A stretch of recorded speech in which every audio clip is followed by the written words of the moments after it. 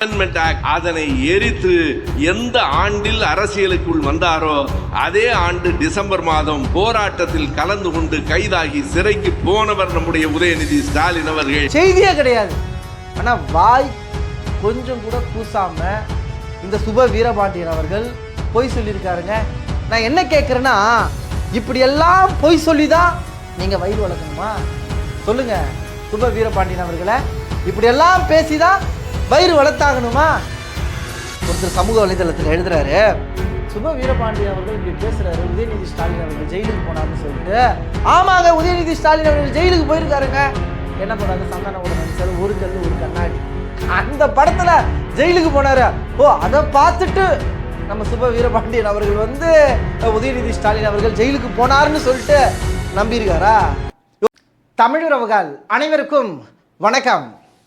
அதாவதுங்க, இந்த திராவிடர்களுக்கு பொய் சொல்லவா சொல்லி தரணும் அப்படின்னு சொல்லிட்டு நம்ம முதல்ல கேள்வி கேட்கலாம். ஆனால் ஒரு மனுஷன் பொய் சொல்லலாங்க, ஆனால் ஏக்கர் கணக்கில் ஒரு மனுஷன் பொய் சொல்லக்கூடாது. அப்படி தான் திமுகவுக்கு முட்டு கொடுக்கணும், கருணாநிதி குடும்பத்துக்கு முட்டு கொடுக்கணும்.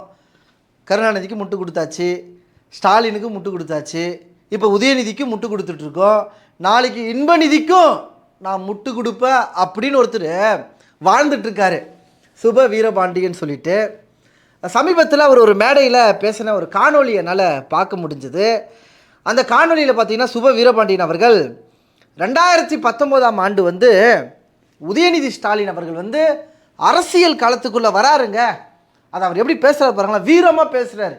எங்கள் உதயநிதி ஸ்டாலின் அவர்கள் 2019 தான் அரசியல் களத்துக்குள்ளே வராரு, மார்ச்சில் வராரு.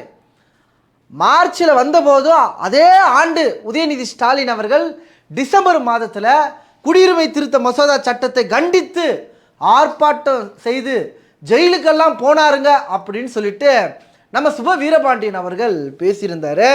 அதாவது என்ன சொல்ல வர்றாருன்னா, என்ன நீங்கள் இப்போ பாரு குடும்ப ஆட்சின்னு பேசுகிறீங்க, பார்த்தீங்களா எங்கள் உதயநிதி ஸ்டாலின் அவர்களை எந்த வருஷம் அரசியல் களத்துக்குள்ளே வந்தாரோ அதே வருஷம் மக்கள் பிரச்சனைக்காக போராடி ஜெயிலுக்கு போனாருங்கன்னு சொல்லிட்டு மக்கள்கிட்ட காட்ட பார்க்குறாரு.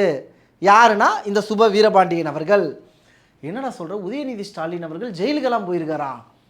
நாமளும் என்னப்பா சுப வீரபாண்டியன் அவர்கள் இப்படியெல்லாம் பேசுகிறாரு, எப்பா உண்மையாகவே உதயநிதி ஸ்டாலின் அவர்கள் ஜெயிலுக்கு போயிருக்காராப்பான்னு சொல்லிட்டு நாமளும் தேடி தேடி பார்க்குறோம். என்னப்பா எந்த 2019 டிசம்பர் மாதம் உதயநிதி ஸ்டாலின் குடியுரிமை திருத்த மசோதா சட்டத்தை கண்டித்து சிறைக்கு போனாரா, போராடி சிறைக்கு போனாரா பார்க்குறோம், தேடுறோம், தேடி தேடி பார்க்குறோம், கடல்லே இல்லையா, எங்குமே கிடைக்கல.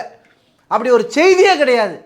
ஆனால் வாய் கொஞ்சம் கூட கூசாமல் இந்த சுப வீரபாண்டியன் அவர்கள் பொய் சொல்லியிருக்காருங்க. நான் என்ன கேட்குறேன்னா, இப்படியெல்லாம் பொய் சொல்லி தான் நீங்கள் வயிறு வளர்க்கணுமா?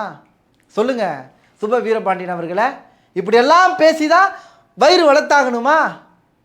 ஒருத்தர் சமூக வலைதளத்தில் எழுதுறாரு, சுப வீரபாண்டியன் அவர்கள் இப்படி பேசுகிறாரு, உதயநிதி ஸ்டாலின் அவர்கள் ஜெயிலுக்கு போனார்னு சொல்லிட்டு. ஆமாங்க, உதயநிதி ஸ்டாலின் அவர்கள் ஜெயிலுக்கு போயிருக்காருங்க. என்ன படாது? சந்தானம் கூட நடித்தார் ஒரு கல்லு ஒரு கண்ணாடி, அந்த படத்தில் ஜெயிலுக்கு போனார். ஓ, அதை பார்த்துட்டு நம்ம சுப வீரபாண்டியன் அவர்கள் உதயநிதி ஸ்டாலின் அவர்கள் ஜெயிலுக்கு போனார்னு சொல்லிட்டு நம்பியிருக்காரா?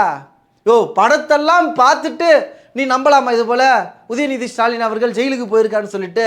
இதெல்லாம் என்ன ஊரை ஏமாத்துற வேலை, என்ன வேலை? அதாவது இந்த திமுக ஆட்சிக்கு வந்ததுக்கப்புறம் சொன்ன வாக்குறுதியை எதையும் நிறைவேற்றலை. மக்கள் பிரச்சனைகளுக்கு மக்களோட இந்த திமுக கூட நிற்கல. மக்களுக்கு எதிராக பல திட்டங்களை இந்த திமுக கொண்டு வந்தது. ஆனால் அப்போல்லாம் வாய் மூடி மௌனமாக இருந்த இந்த சுப வீரபாண்டியன் அவர்கள் தற்போது உதயநிதி ஸ்டாலின் அவருக்கு முட்டு கொடுக்கணும் என்பதற்காக அநியாயத்துக்குன்னு ஒரு பொய் சொல்கிறாருங்க.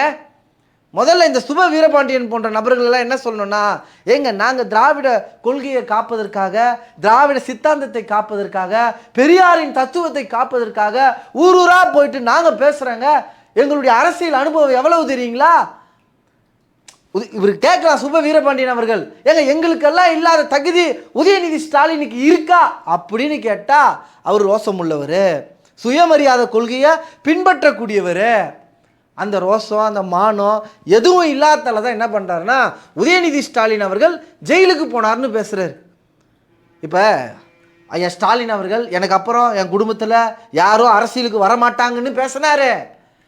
சுப வீரபாண்டியன் கேட்கல, என்ன மிஸ்டர் ஸ்டாலின் அவர்களே, உங்களுக்கு அப்புறம் உங்கள் குடும்பத்தில் யாரும் அரசியலுக்கு வரமாட்டாங்கன்னு பேசுனீங்க, உதயநிதியை அரசியல் களத்துக்குள்ளே இறக்கி விட்டுருக்கீங்க, இன்னைக்கு துணை முதலமைச்சர் ஆக்கியிருக்கீங்க, திமுகவில் வேற யாருக்குமே தகுதி இல்லையா, உதயநிதி ஸ்டாலினுக்கு தான் தகுதி இருக்கா அப்படின்னு கேட்டா இவர் மானம் உள்ளவர், அந்த மீசை இருக்குல்ல அந்த மீசை கொஞ்சம் அப்படி வளர்க்குறதுக்கு தகுதி உள்ளவர். ஆனால் பாருங்க, இதெல்லாம் கேட்காம மக்கள் மன்றத்தில் பொய் பேசுறது, பொய் பேசி வயிறை வளர்க்குன்னு நினைக்கிறது. அதான் ஆரம்பத்திலே சொன்னேன், பொய் பேசலாம், ஏக்கர் கணக்கில் பொய் பேசக்கூடாது. அப்படி ஏக்கர் கணக்கில் பொய் பேசக்கூடியவர் தான் இந்த சுப வீரபாண்டியன் அவர்கள். பாவங்க, எல்லாரும் சொன்னது போல் அவருக்கும் பசிக்கும்ல. உதயநிதியை பற்றி புகழ்ந்து பேசினா, இன்பநிதியை பற்றி புகழ்ந்து பேசினா தான் இனி ஒரு நாட்களில் அவருக்கு கரிசோறு கிடைக்கும். அதனால் இப்படியெல்லாம் பேச வேண்டிய ஒரு காலத்துக்கு அவர் தள்ளப்பட்டிருக்காருங்க. உண்மையாகவே அவரை பார்க்கும்போது நமக்கு வருத்தமாக இருக்குது. இப்படியெல்லாம் பிழைச்சி ஆகணுமா? ஏறா மீசை அப்படி தானே, ஏறா மீசை, இதெல்லாம் என்ன பிழப்பு இதெல்லாம்? இப்படியெல்லாம் பொய் சொல்லலாமா? மக்கள் மன்றத்தில் பேசும்போது உண்மையை தானே பேசணும். ஏன் பொய் பேசுகிறீங்க? பொய் பேசி மக்களை இன்னும் எத்தனை வருஷத்துக்கு ஏமாற்ற போகிறீங்க? திராவிடம் இல்லாத திராவிடத்தை பேசி பேசி மக்களை ஏமாத்துன்னு போதாதா? இப்போ உதயநிதி ஸ்டாலின் அவர்களை அடுத்த முதலமைச்சர் ஆக்கணும். ஸ்டாலின் அவர்கள் ஜெயிலுக்கு போனாருன்னு அப்படின்னு மக்களை ஏமாத்திட்டு இருந்தாங்களே, அப்படி இன்னைக்கு என்ன பண்றாரு சுப வீரபாண்டியன் அவர்கள்? உதயநிதி ஸ்டாலினும் ஜெயிலுக்கு போயிருக்காருங்க. அவர் பாருங்க, அவர் புரட்சியாளர் அம்பேத்கருங்க, அவர் சேகுவராங்க, அவர் காரல் மார்க்ஸுங்க, அவர் பிரபாகரனுங்க, தமிழ் தேசிய தலைவர். அந்த அளவுக்கு உதயநிதி ஸ்டாலினை கொண்டு போகிறதுக்கு இந்த சுப வீரபாண்டியன் அவர்கள் வேலை பார்க்குறாரு. நீங்கள் யோசிச்சு பாருங்க, இணையதளம் பெருகி இருக்கு, மக்களிடம் ஒரு புரிதல் இருக்கு. அதாவது யாராச்சும் ஒரு கருத்து சொன்னால் இது உண்மையா பொய்யான்னு இணையதளத்தில் போட்டால் உடனே வந்துடும், பதில் வந்துடும். அப்படியாப்பட்ட காலகட்டத்திலே இந்த திராவிடர்கள் இப்படி மக்களை பொய் சொல்லி ஏமாத்துறாங்கன்னா, கருணாநிதி காலத்துலலாம் யோசிச்சு பாருங்க எப்படியெல்லாம் மக்களை ஏமாற்றி, தமிழக மக்களை ஏமாற்றி இவர்கள் பிழைத்திருப்பார்கள் என்பதை மக்கள் கவனிச்சிருக்கணும்.